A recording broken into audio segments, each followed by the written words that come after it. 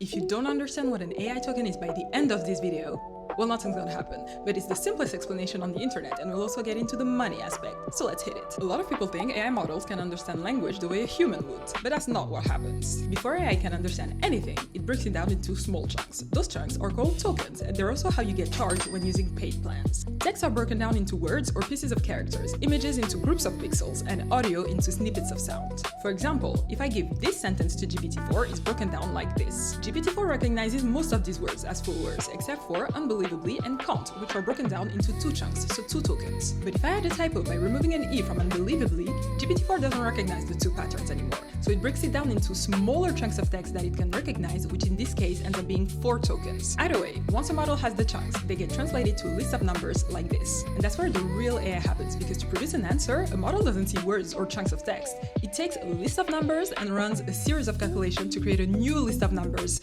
based on how it was trained. That fresh list of numbers, which are the output tokens, get translated back into text to become your answer. And that's a good transition to pricing, because models have a price per million tokens, but those prices vary a lot depending on the model. More powerful models can handle more complex tasks and are therefore more expensive. As an example, here are the prices per million tokens of Claude's Haiku models, which are the cheapest, versus its Opus model, which are the most powerful. As you can see, we're clearly not in the same tax bracket. Also, input tokens are cheaper than output tokens, but careful, because input tokens include not only what you just asked the model, but also elements from the ongoing conversation and sometimes instructions that you wrote into your account. So that can go up very quickly. So if there are 3 things to take away from this video, first, be aware of which model you're using, because they don't cost the same per million tokens. Second, be efficient in your request and start a new chat when you can, because the longer the conversation gets, the most tokens pile up. And third, typos are expensive. That's it for AI tokens. If you have questions, drop them in the comments, and follow to keep up with AI without the tech jargon.